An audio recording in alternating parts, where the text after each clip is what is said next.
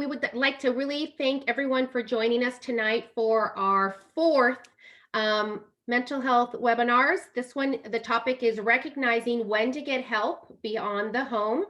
If this is your first time to one of our webinars, I just want to give you a little introduction. My name is Stephanie Roberts. I work with the school district, and my role in the district is Director of Partnerships and Multi-Tiered Systems of Support.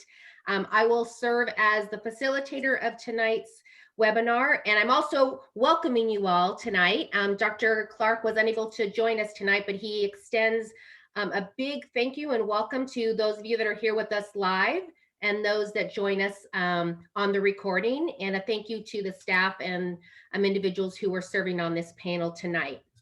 So what we're going to be doing tonight is we're going to go through a series about 6 questions. We're going to ask the questions, and each of the panelists will respond to some of the questions. We will also be monitoring the chat to answer any questions that you might have. And then you will also, there is simultaneous translation. So at the bottom of your screen, you should see an option if you do need translation to click on that. And Rossi will be working with you to support and do all the translation to hear the conversations. If you have questions, you can also type those into the chat and we can respond to those questions as well. So I am going to get started. First and foremost, we're going to just do a quick introduction of our panelists. So we'll go with Tova, Lania, Phil, and Carrie, and then my co-hosts, Felicia and Wendy. So Tova, would you like to start introducing yourself? Sure, yeah, I'm Tova. I'm the lead elementary counselor. I'm currently at Fair Oaks and Ignacio Valley Elementary Schools. And I'm just excited to get some information out there that hopefully you'll find useful and answer any questions that you guys have. Thank you. Good evening. Thank you for coming tonight. My name is Linnea Molina, and I am the SEEK clinical leader, and I oversee programming at Alliance program at Olympic campus. Perfect. Thank you. Hi, everyone. My name is Phil Kovacic. I'm a DHS2, which stands for Behavioral Health Specialist at the Alliance program on the Olympic campus, which is a continuation high school campus in Concord. And I'm also a licensed clinical social worker, and I have a school counseling certificate. Great. Thank you. Good evening, everyone. I'm Carrie Buchek. Like Phil, I'm also a behavioral health specialist at the Alliance program on Olympic High School campus. Previously in the district, I did serve as a school psychologist as well. So I hold licenses as a marriage and family therapist and an educational psychologist. Thank you so much, panelists. And Felicia and Wendy, Hi. introduce yourself. Hi, I'm Felicia Steggy Smith, the Director of Student Services, and I want to welcome everyone tonight to our panel. Thank you. And I'm gonna pass it to Wendy. And I'm rudely interrupting. So hi, I'm Wendy Agili, and I'm the Chief of Pupil Services and Special Education for the district. And welcome. Thank you for coming this evening. Excellent. So now you know who's in our Zoom and on our amazing panel. We're going to just do a little plug for future webinars. We actually have, I think, 4 more. So the next one, and you'll see that on your screen, the next one is April 20th, and that's going to be specifically supporting concerns about anxiety and depression. On May 11th, we're going to be talking about parents of teens and tweens and how to facilitate independence when they can't leave the house or partially leave the house, since our world is opening up a little bit. And then on June 1st, we're going to talk more specifically about parents of elementary age, what we can do to increase distance in learning and hybrid learning and how they're re-engaging back into the school. And then as we look into the summer on June 22nd, we're going to be talking about finding community supports and summer activities when school may not be in session. So we really encourage you to share that information with your friends. You can find all this information on our district website on 2 locations. One is under the parent portal, and there's a link to the mental health webinar page on our district website, as well as under student services. And we have recordings of all of our past panels, and then we will have information on future ones. So you can register for any of those now. Links to those events are available right on our district website. And we do gather questions from the community, students, staff, parents around questions that you'd like us to answer on those future panels. So thank you for that. And we encourage you to stay with us tonight. Hopefully you'll learn a little and engage with us on the chat if you could. And with that, I'm just going to get started. Our first question is going to go to Phil and Tova. And that question is, what are typical symptoms and or signs of depression in children and adolescents? And how may they differ from adult symptoms? Phil? Thanks again, everyone, for taking some time out of your evening to check in about mental health in our schools. And I think this is such an important topic. I come to the table with about 12 years of experience working with children and adolescents. Before working for the district in an elementary school and both a high school program, I worked in inpatient locked mental health facilities for kids who had been 5150'd or involuntarily committed because they were a danger to themselves and others. And so when we think about depression in society, I think most of our frames of reference are, for us as adults, what it feels like to be depressed. And oftentimes we associate that with being sad, down, having sort of just more of a need for sleep and other sort of common symptoms that we also see portrayed in the media and on television shows that we watch. And what's interesting is that when we work with young people, sometimes their symptoms can mirror those. They can be sad and down and tired. But also when I think about depression in adolescents and young children, they oftentimes have some bizarre symptoms that we don't necessarily always associate with depression. The two that I want to highlight today before Tova takes over are a funny word called anhedonia. And the other one that I'm really interested in talking about is irritability or agitation, or maybe it looks like angry outbursts or tantruming, to use an older phrase.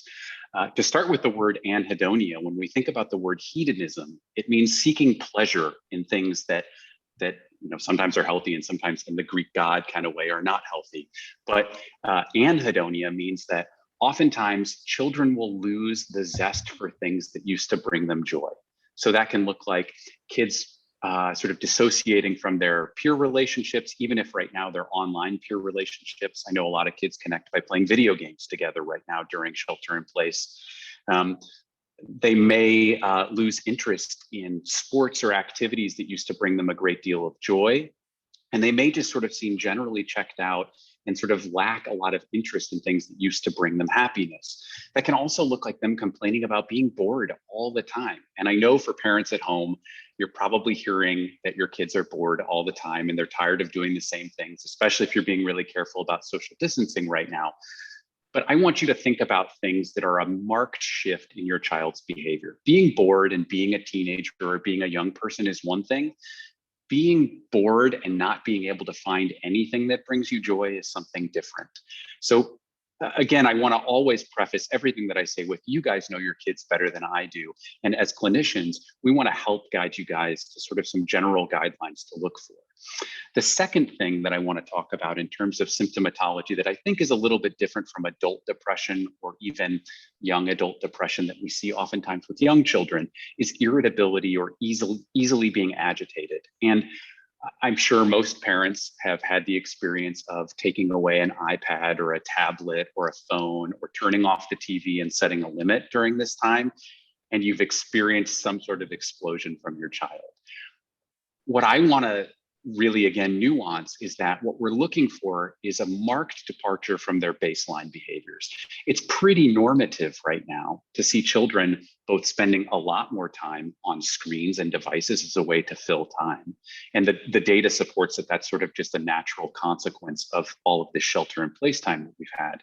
But again, if your child is just getting completely out of whack or having major explosions when they didn't used to, maybe they're feeling a little depressed and maybe there's something going on beneath the surface. I'm going to pass it over to Tova to kind of nuance what I've talked about and also just talk about more of like the biological functioning piece that we look for in kids. Great.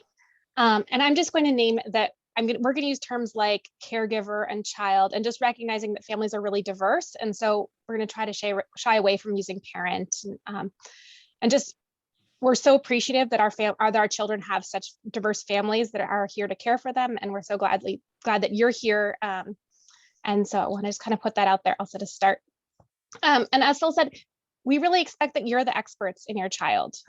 So even if you maybe don't know all the nuances of diagnoses and symptoms and all of those things, knowing the history of someone makes such a big difference. And I think Phil spoke to that. And seeing what their normal day-to-day is like and then being able to notice any changes is actually going to give us a lot of information as professionals, and give you a lot of information about what you're going to want to do next steps for your kids' safety and for their being okay. And so what I really look for with regard to depression in children and adolescents is big changes. And Phil mentioned a couple of those. Some of those changes that I look for are around sleeping and eating and engagement. So if your child is sleeping very differently than usual, right? So now they're a night owl, but they weren't previously, or they're sleeping long times at night and needing naps after getting off Zoom. It may indicate that something is going on, and their system is actually needing more sleep, or they're so alert and kind of engaged in their thoughts, or being triggered later into the evening and they're not able to get successful sleep at night. Similarly, if your child or adolescent is eating a lot more, taking seconds and thirds or sneaking snacks even, or if your kid isn't eating as much, or skipping meals, that might be indicative of something else happening. This is where it gets tricky, and this is where we have to think a lot about what's going on for a kid, because it could also indicate eating or sleeping habits could also indicate a growth spurt or a new developmental stage. But it is good to also start thinking when we see these things, if we need to ask more questions. And that last big question, the last big change that we're looking for is that engagement. And Phil spoke to this a little bit. When we're seeing kids who are, they're really into soccer and going out and seeing friends and are pulling back on those things, or even if we see kids that are diving deeper into things by a good chunk, it may be that they're using those ideas, those activities as an escape. And so those are things that we're looking for as well. So kind of the big thing here is, are there changes? And I think Phil spoke to that as well. Are there changes that we need to be asking more questions about? Even if the changes in themselves look healthy, we want to make sure that something bigger isn't going on during that. Thank you, Tova. One thing that, as both of you guys were sharing, trusting your gut as a parent, and it's okay to just reach out and talk to a mental health provider on campus. So either a school counselor, a behavioral health specialist, a social work specialist, a school psychologist, and just kind of say, hey, I'm getting this weird vibe. Are you noticing anything with Susie? So it is so important to kind of talk with somebody else about those feelings. And I think one of the things that if you don't know who to speak to on your school campus, you also can talk to your healthcare provider. You can talk to your doctor. You can get access that way. But if you're thinking, just getting this vibe and I don't know who to talk to, on the school district website under the parent portal, there is a list of school counselors, a name of a particular school counselor by school. That's a great place to start. Or your classroom teacher. Your classroom teachers know your children. And so whoever that person is that you feel connected to and have a trusting relationship on the campus, they will also be a great sounding board. So I just wanted to plant that seed, and then also ask the panel, was there any other last minute thoughts for this particular question from the panel? Carrie? Just knowing our topic tonight is when to get help beyond the home, I wanted to just speak a little bit about, there are a lot of mental health disorders and types of symptoms that overlap with the spectrum of depression and the spectrum of anxiety. And we want to, help you remember to think about those things too. So, Phil gave some good examples of like extreme anger and, extreme avoidance, and just, looking for, big shifts that seem uncontrollable at times too, different mood swings. Those can all potentially speak to some other type of mental health issue going on other than depression and anxiety. And I also want to be sure to name, under the umbrella of mental health, we also really look closely at substance use and use of drugs and alcohol. And there is often an overlapping issue going on with students who use drugs and alcohol possibly having some depression or anxiety that they're self-medicating. And so it's just as important to be looking out for signs of, maybe hiding more things in the room, or, erratic behaviors or other things that make you maybe suspect drug and alcohol use. Another really important time to check in with school people, extended family, anybody else that's close to your child, and ask them to, like, what are you seeing? I'm worried about this, and sound engaged and kind of like checking in about it. And the value of checking in and having those conversations with your own child. Like, I'm noticing this, how, starting that conversation is very, very powerful. So that's something to consider as well. Rest of the panelists, anything before I move on to question number 2? And I'll check with chats. Felicia and Wendy, anything I need to see in the chat? I didn't think so. Okay, cool. All right, we're going to move on to question number 2, and that's with Linnea and Carrie. Are there strategies that I can use as a parent before seeking professional help? Linnea, do you want to start us off? Sure. Yeah. And you'll probably hear some of the panelists repeat things over and over. And that's really because that's a best practice. And there's a lot of overlap, both when it comes to identifying, but then how do you intervene? And so I would say when it comes to this particular topic, I have 3 big buckets that I'd like to recommend. And 1 is routines, number 2 is extended family, and 3 is communication. So with so much transition that's happening with not going to school, going back to school now this week, and maybe working from home as a mom or a dad or a caregiver, and now going back to work or vice versa, really looking at the routines and the rituals you have in the home can help stabilize some behavior, because maybe this behavior isn't depression at all. Maybe it's just really having a hard time with the transition. So if you can establish routines and rituals in the home, such as having, dinner at the same time every night, or something that you do in the morning that's sort of the same every day at the same time, that can help to stabilize so that you could take a closer look. Is this behavior really something I need to look closer at? Number 2 is extended family, because as was mentioned before, you do not have to do this alone. You shouldn't do it alone. And so who in your chosen family or extended family does your child have a relationship with? Maybe before pandemic, they haven't seen them in a while. And is there a way to connect them or reconnect them? And really maybe leveraging that relationship as someone who your child could speak to as an outlet, but maybe just a support system of support for them as well. So reaching out, and maybe the support is for you as well as a parent. Maybe you want to check in with a close family member or extended chosen family. And then lastly, when it comes to communication, that really is a big key in terms of a strategy that anyone can do. So starting the conversation about formal therapy and mental health, and trying to understand, where does your child stand? Have they even heard of therapy? Do they know what the term mental health means? And really just like talking about it as a family and trying to understand, where is their comfort level if we do have to go down this road, or we choose to go down this road.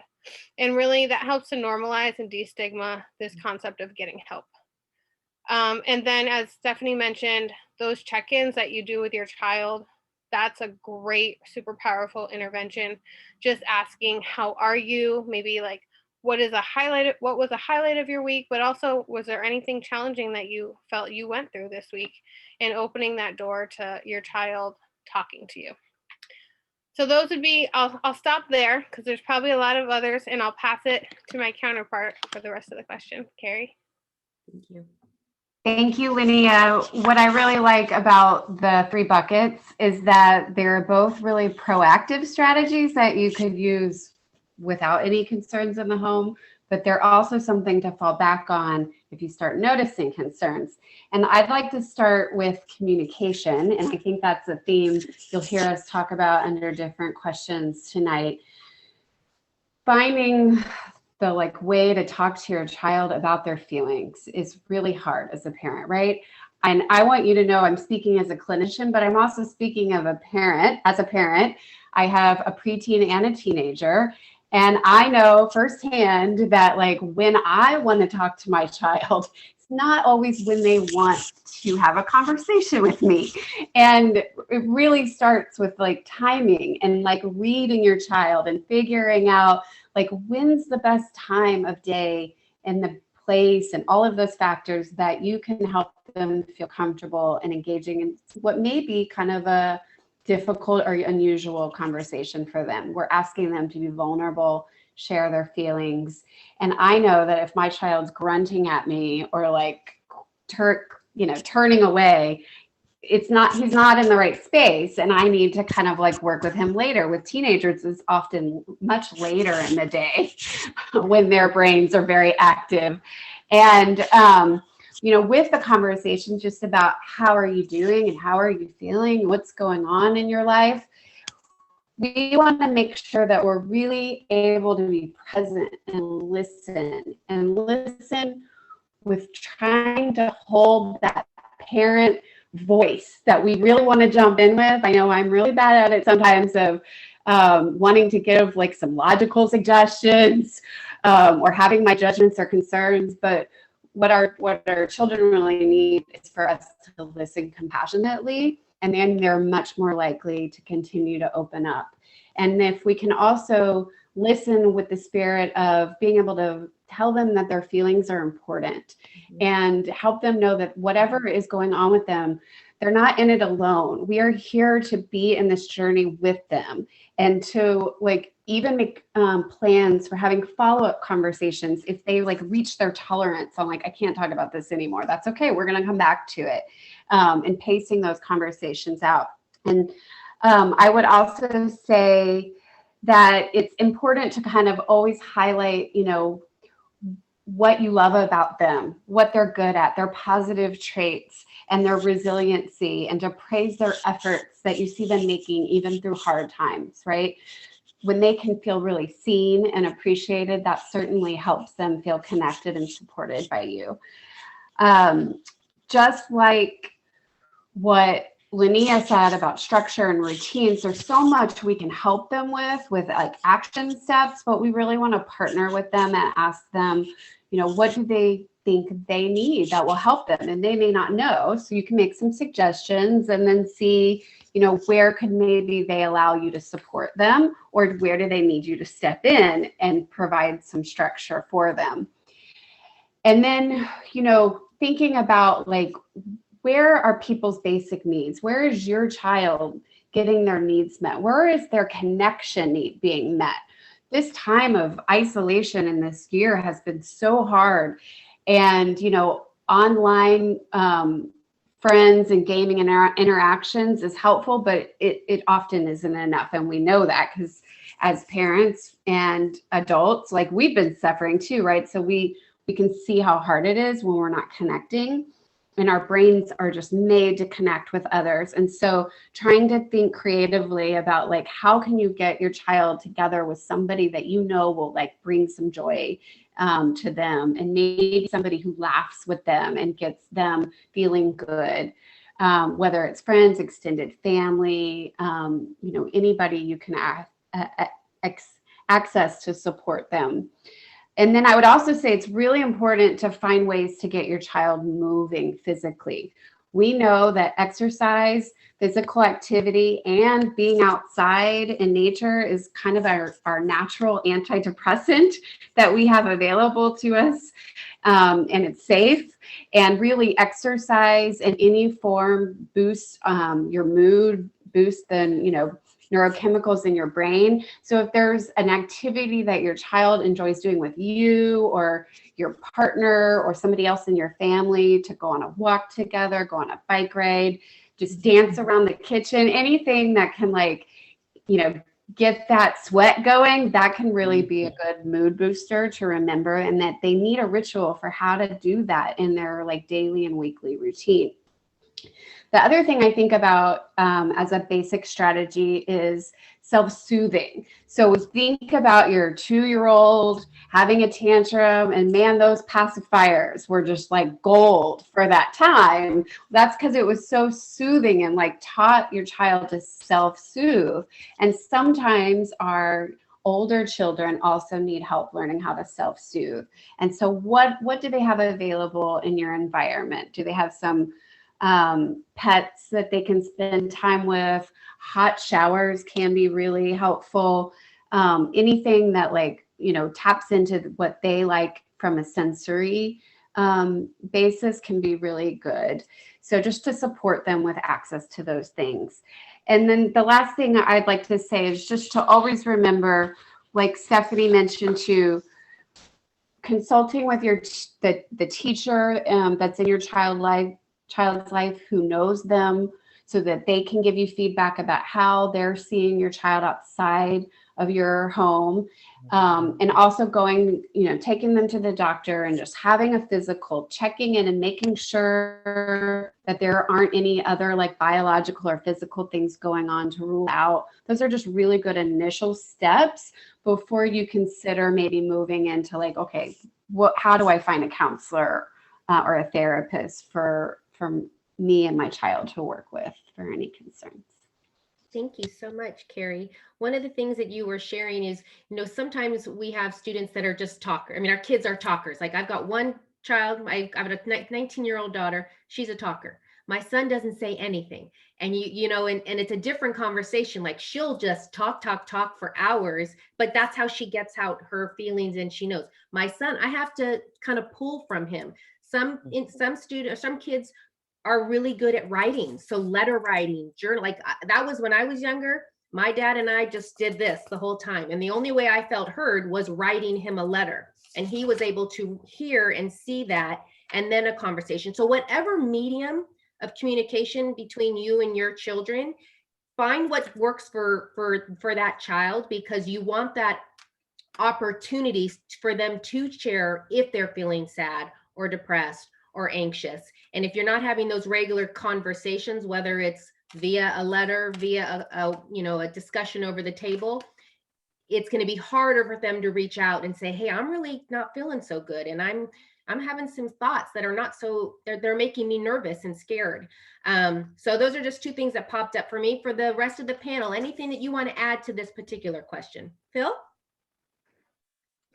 I just wanted to thank Carrie and Linnea for their really comprehensive answers. And the only thing that I thought about anecdotally was just that it's easy to forget, but I think our kids are constantly modeling what they see from us, especially if they're young. And so one of the things that I think about frequently is that our homes have become really multi-purpose spaces, and that oftentimes makes them really charged spaces right now. It seems like everybody's fighting for screen time, and the internet bandwidth isn't strong enough to handle everybody's screens working. And maybe, your nightly dinner ritual has sort of degraded into people eating whenever they want.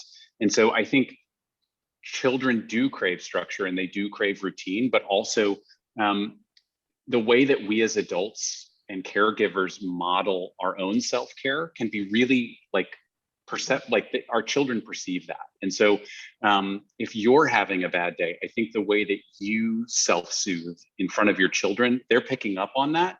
And I think what Carrie talked about in terms of physical activity, if your neighborhood is safe enough to make it happen, or if there's a short bus ride or a way to go somewhere that feels sort of neutral and safe and calming to everybody in the family, I think something as simple as going for a walk around the block together as a group can be really freeing, because it takes us out of that really charged multi-purpose space that our homes have become. Yeah, great point, Phil. Yeah, even just doing your schoolwork not in your bedroom, doing it if you can, I mean, I know we're all on top of each other, and we're fortunate we live in California, so the weather is good. Even just sitting outside and doing it, if the internet's good, is always something that people are finding success with. Okay, so we're gonna, Tilda, yes, please add. And just to jump in, I actually, when I was initially doing my clinical work, one of the recommendations was, especially with boys, not sitting across from them can be really successful. And so they actually recommend sit and play that video game with the kid and drop some questions in while you're learning the game alongside them.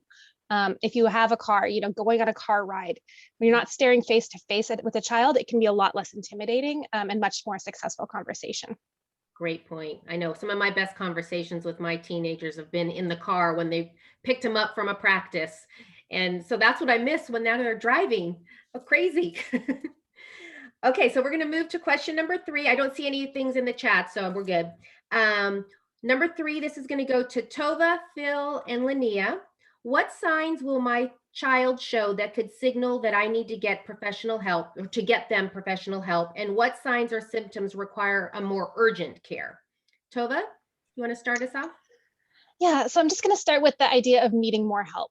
And for me, this comes down to feeling like you need, feel like you're not in control, both for your student and for your child and for you. And as caregivers, we're not given books about how to do this parenting thing, right? There's so many issues that just, even going through Google or, trying to explore in the cloud, the different things that are available to us, they don't really have the exact answers for our exact child. And our own stress over wanting to do the right thing with our kid can make these times even more challenging, I think. So if you as a caregiver are feeling overwhelmed, that's the right time to ask for help. And that doesn't mean you're jumping to urgent care or those types of things. And we'll talk more about what's available at our school sites and in our community. But I do want to say that this isn't something that you have to do alone. And so if you're feeling overwhelmed because you may not know the right things to do, or you yourself are feeling triggered, or that you don't have the right answers, that's a perfect time to ask for help. And it has no reflection on us. I mean, we're taking care of, our own children in this crazy pandemic world, and it's stressful for us as adults. So it makes sense that it's going to be stressful and hard for our kids also. And so those two stresses at the same time can lead for some really big challenging situations. And reaching out for help is always appropriate if you've exhausted your own abilities. And so on the other side, when a child doesn't feel like they have control, right? When they are feeling overwhelmed, firstly, it's great and amazing that they're talking to you. That is a huge sign that you could be a great support for them. But if they're not sure that they can keep themselves safe, or if you feel through what you're able to assess that you're not able to help keep them safe, that's also a time to ask for help. And what we would recommend is that you're actually asking your child, quite frankly, are you thinking about hurting yourself? Have you had thoughts about not wanting to be here? Have you had thoughts about wanting to die or killing yourself? And naming those points, although they're really scary, and the first time you do it, I assure you, we've all struggled when we've done it our first and second and 15th times. But naming it helps you understand where that child is, and it also can take some weight and pressure away from them because they're not hiding that feeling anymore. And so there is a lot of really strong evidence that tells us that having these conversations actually prevents suicide rather than putting it into a kid's head and giving them the idea about it. And when a child or a person is asked frankly if they are having these feelings, it can help them to even not have them as strongly because the words are out there in the air. And so it takes some of the pressure off of them. Great point. Thank you, Tova. Phil, do you want to add? Tova, are you done? Yes. Okay. Phil? First of all, Tova, I thought your response was really comprehensive and really said a lot about and touched on most of the things that we want to talk about when we differentiate when to seek more urgent care. And in our next question, we're going to talk about the nuts and bolts of how to seek that care if and when you're in that situation.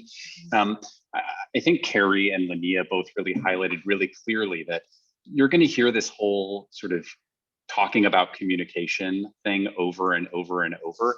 And it's a terrifying reality to confront that your kid might be having suicidal thoughts or might be in a place where they're thinking about hurting themselves or others. That's a terrifying thought, and it's a reality that none of us want to confront.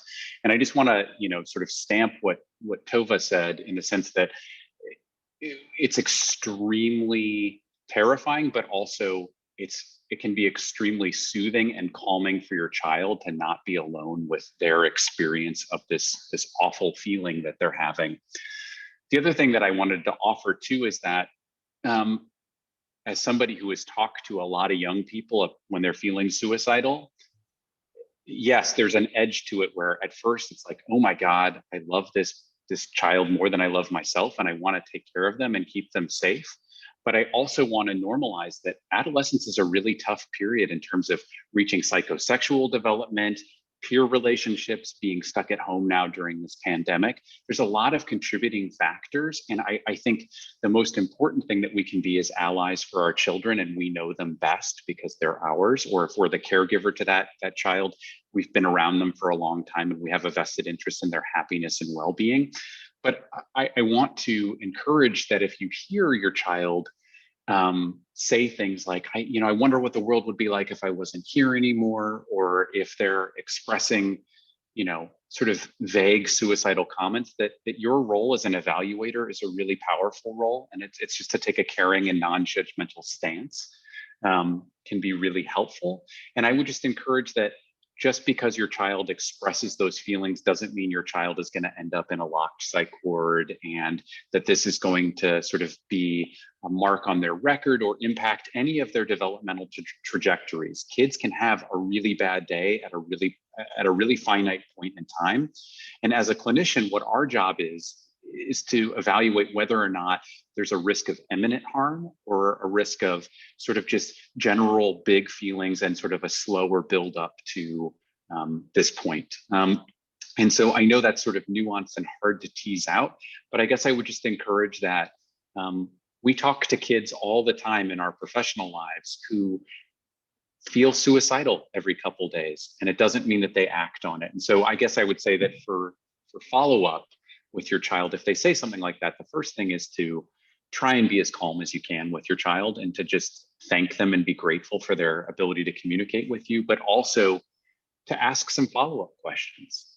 It's okay to, even though it's scary and terrifying for us to hear this from our children, to say, well, okay, have you thought about how you do it? What we're trying to differentiate is, does this child have a plan or a way to enact that plan in the immediate time that we're around them?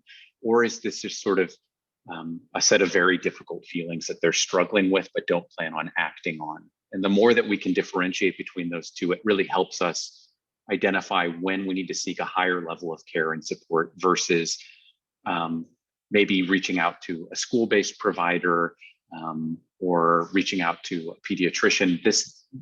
That imminent danger, sort of, the more that we can identify that, I think the better we are. So I'm going to pass it to Linnea. Yeah, thank you. Thank you, Phil. Thank you, Phil. Thank you, Tova. Love it. All great information. And it is tricky to navigate. I can imagine even just listening to our suggestions being like, oh my God, this is happening. Like, I do need to, access professional care. But I'm going to step away a little bit from the urgent care piece and just talk about in general and name that professional care is really a spectrum. And so you have everyone starting from your school counselor and school-based mental health providers all the way up to inpatient treatment centers that specialize in certain diagnoses. And so professional care really is just reaching out to someone who has an expertise and you have access to. And sometimes it's just a consultation, but reaching out doesn't mean that you are signing your child up for something that they're not ready for. It's really just finding out if this is going to be a good fit for them, and this is gonna meet their needs. With that being said, too, reaching out for professional care can also be proactive. So you don't have to wait. Going back to the theme of your child the best, you don't have to wait until you see this giant red flag. If you see small ones along the way, or if just because life is hard right now for everyone, you're interested in getting your child connected to a therapist, a counselor, a community-based wellness organization, by all means, that is okay too. And we encourage that. We encourage you to reach out earlier than later. And that way they'll have some tools in their toolkit for if things do get tougher and they are sort of like faced with this experience of depression or this experience of more heavy, hard to manage and navigate mental health challenges. But I will say a tangible thing that you can sort of like look for and see, and that would be one of those larger flags is, are there negative cycles happening over and over? Whether it's when it comes to communication between you and your child, or just in the behaviors you're seeing at home with them, and the things you're trying just simply are not working. And it feels like Groundhog Day. And over, you're seeing these behaviors and you're getting increasingly worried because they're not going away. I would say that's when it's a great time to reach out for a professional and seek consultation, or go ahead and sign them up for that therapy service or that counseling service. And lastly, what I'll say is we mentioned this earlier, but if you know there's substance use, and sometimes we know, right? My son, goes out there and smokes with his friends, or you suspect it because, again, you know your child so well, you know them best. If you're seeing signs that, oh, they're using or abusing alcohol or what have you, that really is a flag. And their brain is still developing, and you're going to want to have to get that help sooner than later. Great. Thank you, Linnea. For the panel, is there any last minute thoughts on this particular question? Tova? I saw a quick question in the chat I thought was worth looking at. And it was just about having these conversations with kids, and if it does make it sound seductive, and how young it's okay to ask kids about these things. And what I will say is that as an elementary school counselor, I assess between my two sites, probably 10 to 15 kids a year, which means that I'm asking questions to understand their level of suicidal ideation, which means if they're exploring the thoughts around suicide. That does not mean that they all are hospitalized or even that we go to next steps with them. But that's about the number of kids that I assess in an elementary setting. The evidence does show us that it is safer to have these questions and to ask these questions than it is to not ask these questions. If you yourself are not comfortable asking them, you can definitely lean on that school staff. You can lean on maybe a family member who feels more comfortable to have those preliminary conversations with your kid, but it is definitely a safety thing to have these conversations if we are concerned. I'm going to see the follow-up question about asking maybe softer questions to get started. And I think, it's how you know your kids too. So how are you feeling? It seems like you're a little bit down. I'm wondering if you're feeling okay, and kind of diving in from there. If kids are like mumbling off when they usually would be engaging with you, you can push a little further. But actually what studies have shown is that explicitly saying the words can be really helpful. With the youngest of kids, because I have assessed as young as 5, sometimes verbalizing about, what death is. Like I've had kids say, I want to be dead. And then I say, okay, so let's talk about what dead means. And going from there, I think can be really effective, especially because of those video games that they're watching where they're dead and then they come back and then they're dead and then they come back. And so they just, what I want to be dead means to them might mean I'm done. Yeah. And I got to get out of this funk. And so helping to explore, if you were dead, it would mean that I would miss you so much and we would all be so sad. And dead means you don't come back, and you don't get to be in first grade next year, whatever it is that, I know you're really looking forward to our trip to Disney, which hopefully we all get to take someday. But kind of framing it around those things, I think helps, because for some of our youngest kids, the vocabulary around this isn't quite there yet. And so being explicit about what we're talking about is really important, but we may need to coach what some of the vocabulary is. But thank you, Kelly, for that question. Yeah, great clarification. Thank you, Tova. And at the end of this webinar, there will be a resource with a bunch of links. And then that is also available on the district website under the mental health webinar and then under the parent portal. So there are great resources that if you're in that moment and you're not exactly sure and you can email or message your healthcare provider or your counselor, your mental health provider on campus and say, I'm getting these vibes. Can you maybe have this conversation with my child tomorrow? That's always another great resource. So that's one thing that I wanted to add.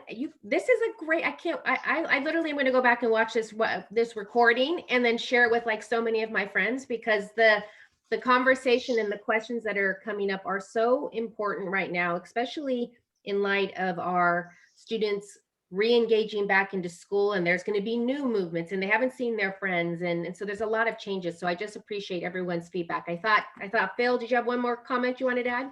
Yeah, I just wanted to add too that if there are parents on the panel, right, or we're watching right now that have like adolescents and high school age kids, I think one of the most important things to be aware of, especially if we're in these really tough times right now where everybody's at home and sharing space, and you have like a late teenager who's testing your limits and the rules and all that all the time, is that kids are super sensitive to tone of voice, as everybody's aware of. And if you are worried about your kid, really try and focus in on having a neutral, soothing, calming tone with your kid, even if you guys have just gotten into an argument and they've slammed their door and said something like, I want to die, or I don't want to be here anymore. Being able to shift back into that role of being a parent who unconditionally loves their kid is so important in making them feel supported when you're talking to them about tough stuff. Thank you. Yep. Lydia? Just, yeah, real quick, I just want to piggyback on what Tova said around having those conversations with the little ones. I do know that there are some really great books out there too to open up the conversation. Books on feelings, books on what to do with the feelings, books on normalizing hard feelings that we don't often talk about. There's even, I'm horrible with names, but there's a local Berkeley psychologist who has a series of books on that topic. And so again, with the theme of you don't have to do this alone, reading a book with a young child could be really helpful in opening up that conversation. Great. And we'll make sure that we get some of the names of those books and add it to the parent resource slide deck. So if it's not there tonight, we'll get it up there within the next couple of days. That's part of the benefit of having these webinars. We get new ideas on things that we can share with our school community as well. So thank you for that. Okay, so I'm going to move us to question 4 because we've got 3 more left and we're looking at 5:49, so we're doing great. Question 4 is going to be with Carrie, Phil, and Tova. If my child is suicidal or engaging in self-harm, what steps can I take to keep them safe, including accessing care? Carrie? So I want to start with, we've been talking a lot about checking in and asking your child how they're feeling. And I wanted to just say one thing about that, and then I'll let you know that Phil's going to give us some really good examples of like all the hard questions to ask. But I do want to say, like, paying attention to like what's been bothering your child. And I really wanted to highlight listening for issues around bullying. And, you know, that's kind of a buzzword we've heard for a long time, but we know that chronic bullying and bullying that's amplified on social media really has an impact on students in this really profound way that they feel like they can't escape from it. And that's a very high risk factor for feelings of suicide and self-harm. So if any type of bullying, whether in person or on social media of some kind is going on, that's definitely a flag for you to kind of key in and ask more about it and see, you know, what information can you gather about how they're feeling and how those situations are impacting them. But I also want to talk to you a little bit more just about safety strategies in your home. If you have a child who you know is suicidal and feeling suicidal or engaging in any self-harm. And as I said, being able to just talk to them about suicidal feelings is a first step. And again, Phil's gonna share a little bit more about that. But the next piece is about remembering that the number one priority is safety. And so if you are concerned that your child is at risk and you think that the risk is great, there are many steps to take in your house to secure your house. So just like you would have a toddler who you would put all the child protective gear into place, right? Well, before they kind of like got to that age where they could like walk around and grab everything. You want to like be thinking about what is in your house and to really reduce access to an unstable child who may be impulsive or may have times when they're not being supervised by you in the home. And so thinking about number one, your medications. Absolutely making your medications locked up, out of reach, where your child does not have access to them. I've known parents who've driven their medications around in their trunk as a way to keep them out of their home. And I would include not only all prescription medications, but definitely even Advil and Tylenol and things that we consider just over-the-counter everyday medications can be used for overdoses. And it's just really important to kind of, you know, limit access to any of that. it may seem obvious, but we also want to limit access to weapons. So that can be challenging when you're thinking about, okay, well, I've got a lot of knives in the kitchen, right? But do you have eyes on them? Do you know that they're there? Is it easy for you to do a quick assessment to know that they're there? We want to start practicing young with our children of like sharing space and respecting privacy, but being involved so that like by the time they're a teenager, you're not having to barge into their room and search through their stuff in a way that like feels like a big privacy violation, and that could hurt your trust. But at the same time, you need to be able to have a way to kind of like look through their belongings from time to time and assess whether they have drugs or razors or other types of weapons that they could hurt themselves with. And absolutely, if you have a gun in your house, that is something that needs to be locked up, ideally maybe even removed from your house temporarily during that time that you're concerned about your child. We just want to reduce any kind of access to lethal means to help us get through that time. And it'll certainly help your own peace of mind. And then, I mentioned supervision.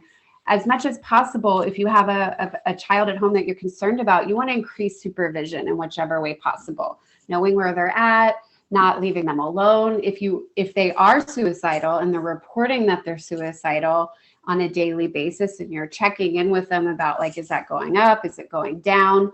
What is the supervision plan for them through the day? How do you know that they're going to be safe? Who can you enlist? Your family members, your neighbors, school. How can you make sure that they have somebody checking in with them, keeping eyes on them if needed, and just like really paying attention to where they're at with their moods every day? Another piece is to be looking for and assessing for self-harm, right? So we're going to be asking questions and modeling like questions about suicide, but also are they covering themselves more than normal? And you're not seeing their arms and their legs. People who tend to self-harm with cutting or burning tend to cover those up and try to hide them from their family members. So just really always being observant to that type of thing, especially if you have a young woman in your household. And lastly, I want to say, it's so important to make sure that they know that there's somebody they can call if they feel unsafe in any moment. And it doesn't have to be you.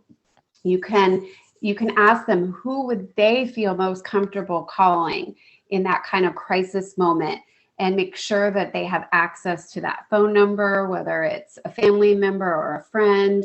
And you can also take a crisis line number, post it somewhere in their room, put it in their backpack, program it in their phone. It doesn't hurt to teach kids that there are hotlines out there and there's 24 hours of people available to support them in a crisis. They don't ever have to be alone with those feelings if they're feeling unsafe. So those are just some of the things to get you started in thinking about your household. But now I'm going to kind of let Phil take it over and really kind of teach you how to ask those hard questions about suicide. Thank you, Carrie. Stephanie, I also wanted to make space. There was a question that was asked in the chat. My Spanish is not good enough to translate it with enough fidelity. Does Rossi want to jump in really quick and just offer to translate that, or do we want to hold that? Tova, are you, what, Tova? No. Yeah, I got it. Tova's got it. So the question is, having a daughter who's 11 and has had some fears of the dark since she was 3, but now she's not wanting to go out, and that mom has discovered that there's been some bullying, and her daughter doesn't want anyone to help her, especially mom, and that when mom tries to help, the daughter is threatening death, and she's asking what she can do. Tova, do you feel comfortable jumping in now to do that, or do you want me to kind of progress with our? I could jump in. Yeah, if you don't mind, and then we'll go back to where we were on the, Stephanie, if that's okay with you. Yeah, that's fine. Okay. I mean, I guess as a parent and as a professional, I would say that you have to be the role of the adult in these situations, and that doing the right thing for your kid sometimes means doing something they don't like. And that if there is bullying that is hurting your child to this point, actions need to be taken, and we have great support systems in our schools that can help with this. And that means while you are getting those steps taken to help support your kid, also be really clear with them that you also will be keeping them safe, which means not allowing them to act on that feeling, and assessing deeper and having even professionals assess deeper if there is actual intent. But we cannot be threatened by our children into not taking the right steps for them. Thank you, Tova. Okay, great. Phil? Yeah, Tova, I thought your response was really beautiful. And you know, one of the things that I think about when I think about what a lot of the parenting psychology literature talks about is there's this old saying that no feeling is final. And so, yeah, anybody who's been in the field for a long time and worked with children who are feeling suicidal and need advanced levels of care, they often have a really, really big reaction to that experience. And they often have really big reactions to being confronted with the realities about what their words and their intended actions can mean for their safety. And I would say that in almost all of the circumstances that I've worked with students in our district clinically in that capacity, they never hold on to that feeling for as long as you're worried that they will. Right. Yes, they're going to be upset. Yes, they're going to feel like their privileges have been taken away. Yes, they're going to feel disempowered by you, their parent. But I also think that it's so critically important to remember that where they're at in terms of their brain development, be it from an elementary school kid all the way up to, you know, a late high school age kid, their ability to process emotional experiences are not where you and I are as adults. And so, yeah, they're going to have a big reaction, and they're not always going to respond the way we want to tough conversations. When I think about how to proceed with having a tough conversation with a kid, regardless of their age, I know I already spoke about trying to have as neutral a tone as possible. Oftentimes, kids who are feeling suicidal, it can be something that seems relatively benign to us. You ask them to go do something, and this is the straw that broke the camel's back, and there's a big reaction, and they go slam the door, or they say, I just wish I wasn't here anymore. And the way that we approach them, I think, can be really helpful in terms of how we garner a response that's truthful and helps us make an evaluative decision about how to move forward.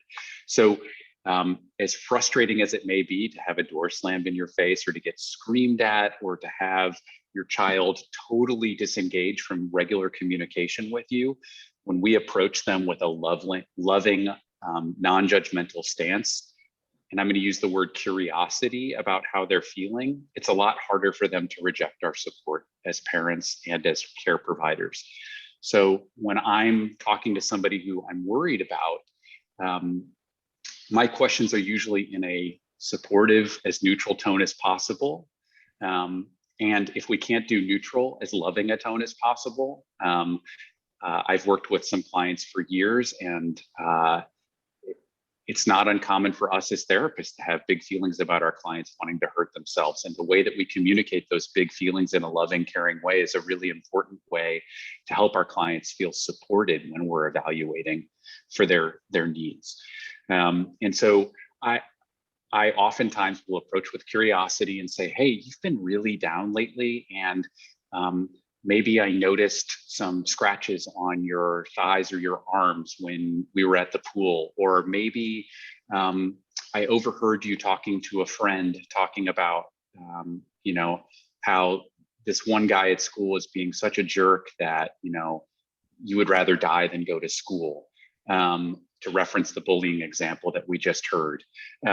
Or maybe it's your kid when they're really upset and angry saying, I really wish I wasn't here anymore, or I wish I would just go die.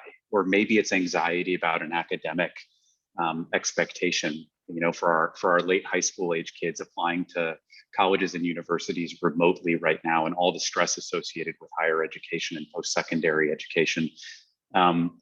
Maybe it's like, I would rather just be dead than, get rejected from whatever school I'm applying to. we take whatever information we hear and we try to just ask as many clarifying questions to kind of boil down where our kids are at. And what I, as a clinician, am always trying to do is to rule out imminent threat to personal safety versus, long-standing, slow-burning feelings of discontent. And so the more questions that we can ask. So if my child has made one of those statements, I might say, hey, how long have you been feeling that way? And the child might say, well, I'm just really pissed off right now. It's not that big a deal. That might help me sort of slow down. But again, to Carrie's point about supervision, if we've noticed marked behavior changes, then we want to keep asking questions. If our child says, I've been feeling this way for a really long time and I'm at my breaking point where I just feel like I can't do it anymore, that to me increases the level of risk, because these are feelings that have been really strong for a long time.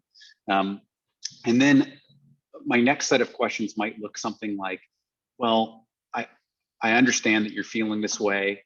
And if you've had these feelings before and you can relate to your teen, this is a great opportunity to relate. You might be able to say, this happened to me when I was in high school and you might not be aware of it. And I felt the same way. And here's what helped me not act on it. Or you could say something to the effect of like, okay, so I'm really worried about you right now. I heard you say this thing that made me think you were talking about suicide or ending your own life or really hurting somebody else. What did you mean when you said that? And if they said, no, I really feel that way and all that, it's a very hard question to ask. And I can only imagine being a caregiver to someone. The next question that you might have to ask is, well, if you've been thinking about this for a long time and you know what you're talking about and you're thinking about suicide, have you thought about how you would do it? One of the things that as professional clinicians, we're always trying to delineate and understand is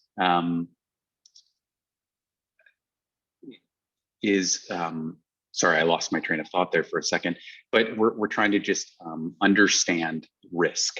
So, and the more that we can understand risk by asking questions to our children, the better. Tova, is now a good time for me to jump into how to seek out that care? Okay, thanks. So when it comes to, I'm really worried about my son or daughter or child, and I'm very worried about their imminent safety, and I'm worried about it. The ways in the community that we seek help are to call 911. That's probably the most easy way to get help, and to just say, I think my child is suicidal and I need help, and here's my address. For those parents or caregivers in the district that have Medi-Cal insurance, you can call the mobile response team, which is a program that will send a trained mental health clinician to your house in a crisis situation. Or you can go to your nearest emergency room. That's a really great way to do that. And one of the things that I wanted to say in the 2021 world that we live in, a lot of people might not be comfortable calling a police officer to come to their house to assess their kid. And so, or they're worried about their documentation status.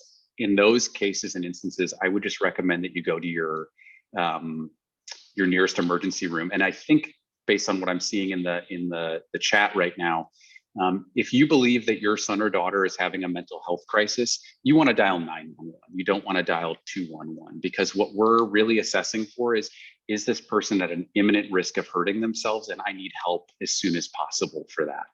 And Phil, when you're saying imminent, you're meaning immediate, right?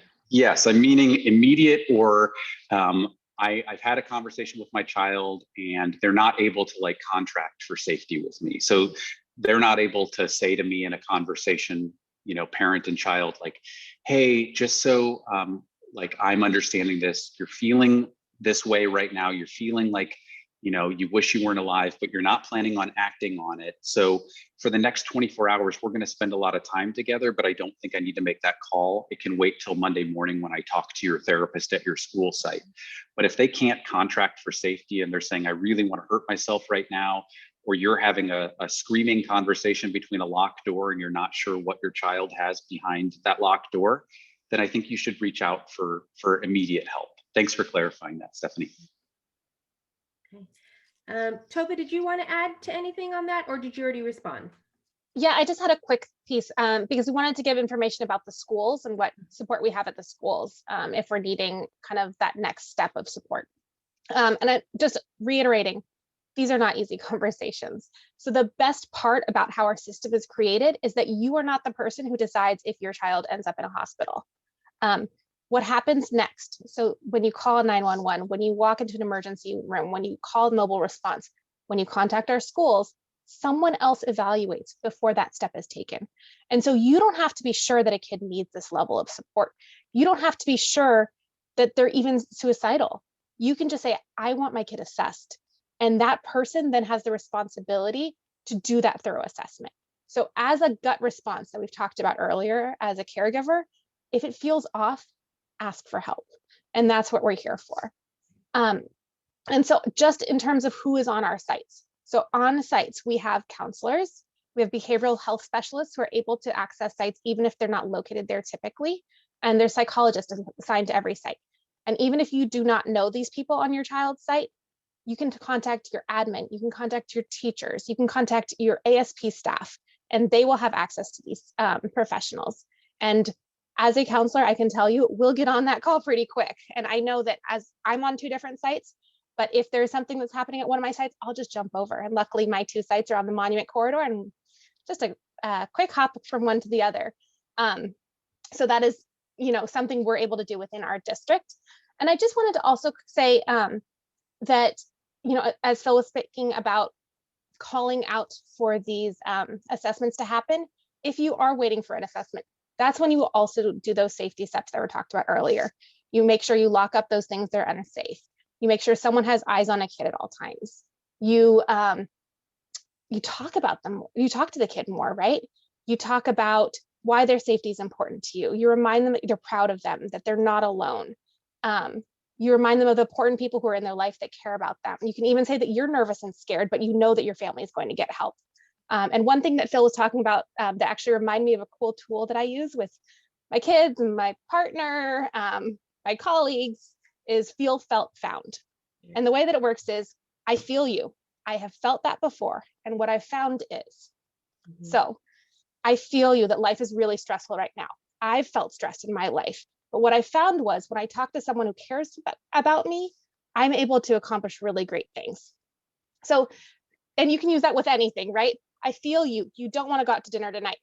I felt that before. But what I found was when we go out to dinner as a family, we have a really good night, right? You can use it for anything. But it is a really good tool to have in that parenting adult conversation toolbox. Perfect. Thank you, Tova. I'm looking at the chat. Is there any chat? I can't see it, but is there anything in the chat that we should respond to? And is there any last minute thoughts from any of the panelists? There's a question from a parent asking for support as a parent of a child who is experiencing these types of feelings and has been hospitalized multiple times. So what I'm going to do is share the information regarding NAMI, and if anybody wants to speak a little bit about NAMI and their role in this whole process, I think this would be an excellent time to do that, or any other resources you know about. Does anyone want to respond specifically to this? I know at our questions 5 and 6, we also are sharing additional resources as well, but I see Carrie unmuting. So maybe that's. I can speak on NAMI just briefly, and yes, we'll definitely share more about local and online resources at the end. NAMI is the National Alliance of Mental Illness, and they have local chapters, and they're really run to help support families and caregivers who are supporting their loved ones dealing with mental illness. So there's educational components, but they have a lot of support groups, both for the person with mental illness and for their caregivers.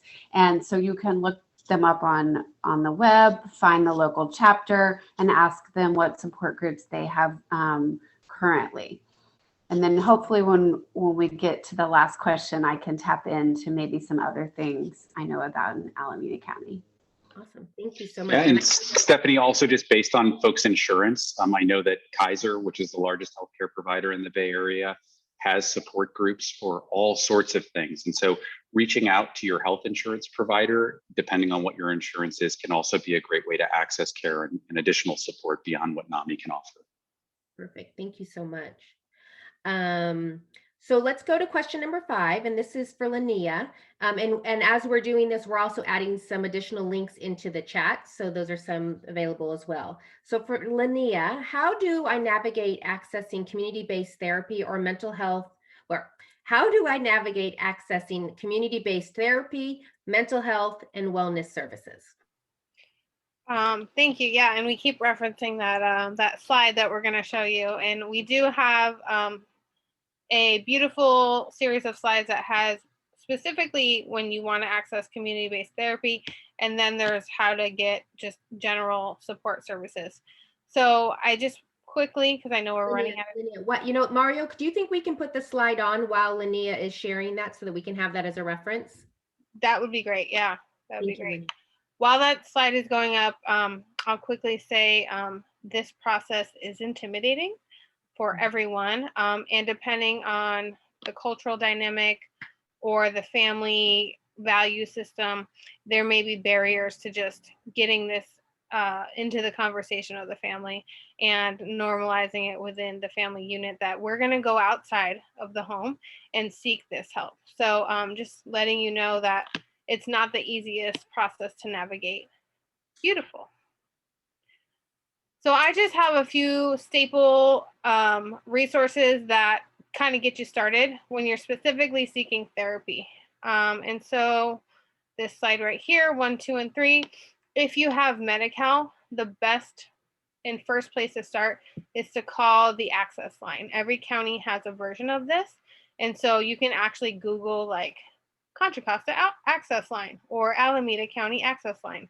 This is the Contra Costa access line, and they actually do an intake over the phone, and then they let you know what's available, and they speak all languages, and it's really the first step in finding a therapist through Medi-Cal, if you're not going school-based, that is.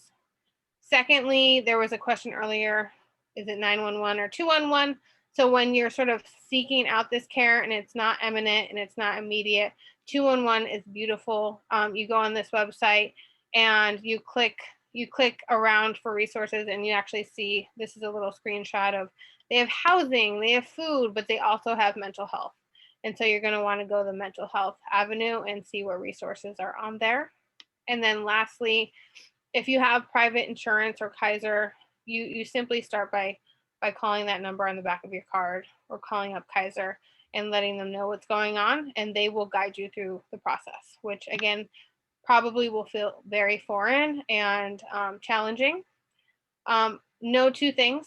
This is a confidential process, so even as you're sharing information for the intake or the initial conversation, that will not be shared with anyone ever. And so don't be afraid to be honest. It is a confidential process. And don't give up, because a lot of time therapists and providers, they don't, maybe it's a part-time job and they're only checking their email a couple times a week, or there's a waiting list. And so keep calling and keep searching, because a lot of times the first time you reach out may not be the connection to an instant therapist. And Stephanie might elaborate a little bit on this, but even when you find that therapist, that might not be the connection you were looking for. And so not being afraid to try multiple providers and going back to step 1 again. It could feel tedious and overwhelming, but don't give up is the message I'd like to leave you with. Agreed. Okay, and then so we'll come back to get, that's perfect. And those resources will be available at the end, and then a clickable link to our entire parent resource slide deck with more resources than you can desire, but that's there as well. So I do see a quick question. Do you want to answer that, Tova? Do you have your hand up? That's the translation of the earlier question. Oh, okay. But I did want to add that sometimes your best bet is going to your friends and family members and people in your community, because they may have an idea of, as Linnea was saying, sometimes there's a therapist who isn't a good fit because maybe their values are different from your family's and they don't understand your family dynamics or your family structure, or why certain things might be harder to talk about, or other things you may be addressed in different ways. And so going to people who are most like you may also be a way to find someone. If it worked for them, it may also work for you. And then also going to religious institutions. I know a lot of churches and temples and different organizations do offer counseling as well. And so if these wait lists become full, talking to, someone in your congregation may be a good match as well. Great point, Tova. Great point. Okay, so I'm going to finish up with this last question, and this is for Carrie and then any of the other panelists that would like to add to it. Carrie, what low-cost resources does the district and community have for counseling? Yes, thank you. And Tova, you did a great lead-in for me by pointing out some of the supports with religious communities too. Definitely, they can be a good source of support. So in Mount Diablo, we are very fortunate in that we have a lot of mental health resources on our campuses. And it really varies site to site who is on the site or what services come into the site. So you really want to start with your school counselor or one of your administrators and let them know the need and that you're looking for a referral, and give them enough information that they can take your information about what your need is and take it to what we call our care team. So all of our schools have a care team system, and it is a process where a group of individuals from the school site that includes any of the mental health professionals on the site, they meet together weekly and talk about the referrals coming in both from the teachers and from the community. And they try to take that information from the family and match it with the best referral that they know available and make some suggestions. And if there are any counseling resources on the campus that would be appropriate, they may start with that for you. So for example, for our families with Medi-Cal, we have an agency called Fred Finch that is in many of our schools.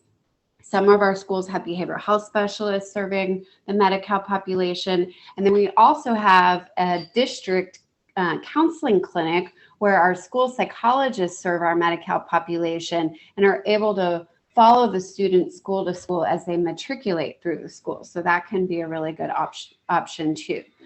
Then I also want to say, if your child is identified already as having an IEP and receiving special education services, there's always an assessment component to making sure that their needs are fully identified and that their IEP serves those needs. And counseling is one of the things that we assess for with their social emotional needs and determine the level of counseling that they may need to support them progressing in their education. So there's already an avenue for you if your child has an IEP to start with their case manager and the school psychologist at your school site to ask and start dialoguing about what you're concerned about and see what type of assessment may be appropriate for them. And then lastly, I want to highlight some of our local resources that we often refer to for many different types of needs. And this is all on our slide deck too, in the slide right after Linnea showed you. The first is the Family Justice Center. They have locations in Concord and Antioch, and they're really about promoting safety and healing services for families who've experienced violence and domestic violence. Similarly, we have the Community Violence Solutions agency, which is also in Antioch and also Richmond.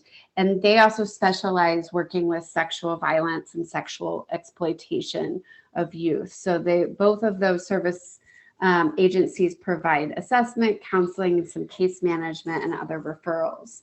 And then very important for our LGBTQ community is the Rainbow Center, located in downtown Concord and Todos Santos. They also provide counseling and case management. And I just want to highlight, we know that our LGBTQ community is at high risk of suicide with being marginalized and facing a lot of barriers in their communities. And so it's really important to make sure that they're getting access to counseling and services in a supportive way. So definitely look up the Rainbow Community Center if that's a need for your child. And then if you have private insurance, I have heard some really good things about the Institute of Mindful Therapy, which is located in Walnut Creek. They take a lot of different types of insurance, including Magellan, which is often like if your child is needing more therapy services than Kaiser will provide you, you can often get the referral to go to the Institute of Mindful Therapy. So just another good resource to look up. And if you don't know where to start, you can always start with your school person. But additionally, there's agencies like the Monument Crisis Center that are just wonderful hubs of information, resources, along with providing any basic kind of needs to get you kind of through an initial crisis and then refer you to the right type of support for you and your family. The last thing I'd like to touch on is online resources. The new world of online mental health resources is just immense. And it can be hard to know, like, how do you find things, you know, that are legitimate?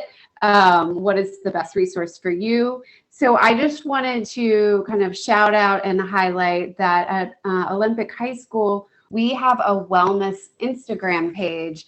If you may not be that versed in social media or just kind of use it strategically, right? Because we're all wanting to be really careful with the amount of social media in our lives.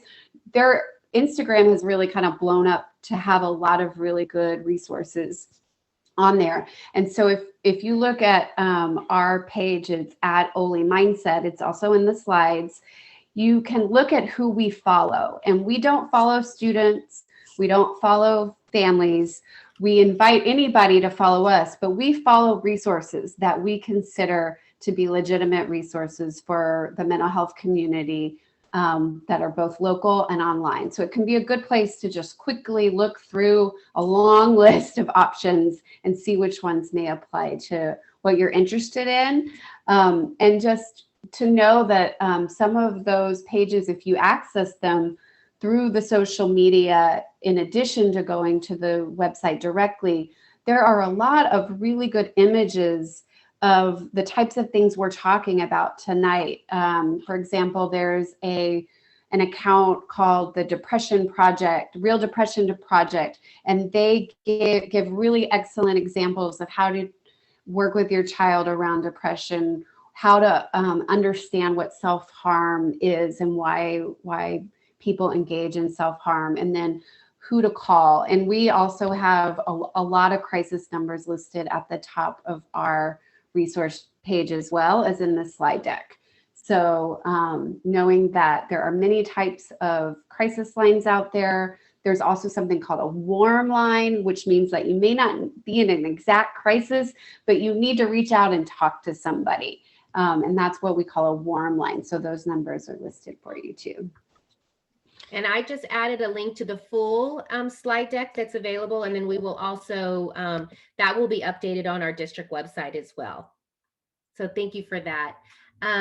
One piece as you were sharing, Carrie, if we have any Mount Diablo Unified employees that are listening to this, we all have access as district employees to the Employee Assistance Program, which is EAP. And so that's a resource that as a Mount Diablo employee, we have access to mental health resources through that as well. So we will continue to update that parent resources. And I'm just looking kind of around the Zoom to see if there's any last minute thoughts before we wanted to add to this to end for the evening. Tova, did you have any comments or questions? I was just going to add that most employers with more than a certain number of employees do also have an EAP.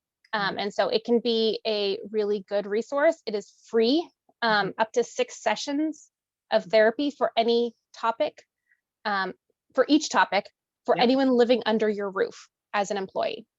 So if you have your brother who wouldn't typically fall under your insurance, he can get therapy if he's dealing with something.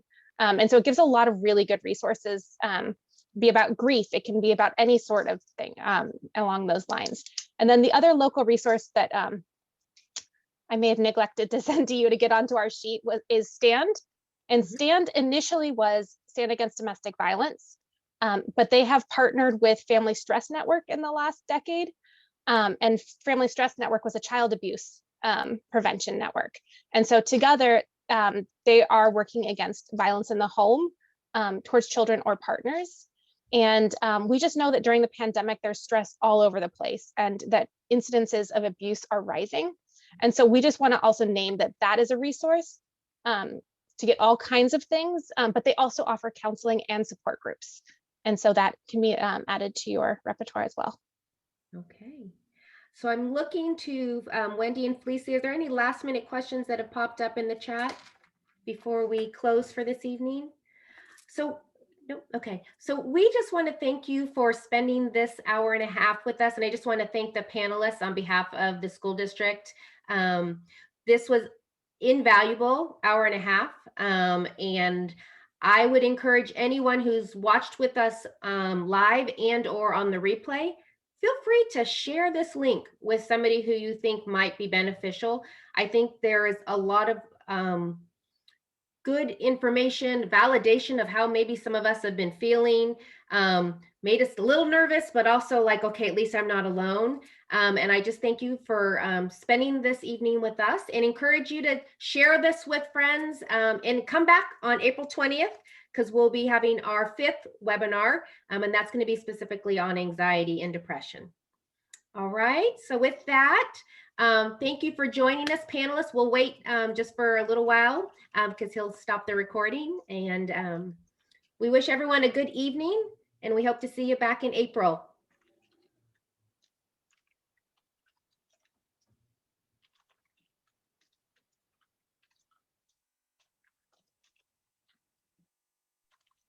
There's a question, Stephanie, about how they can find the recordings later. Oh, so the recording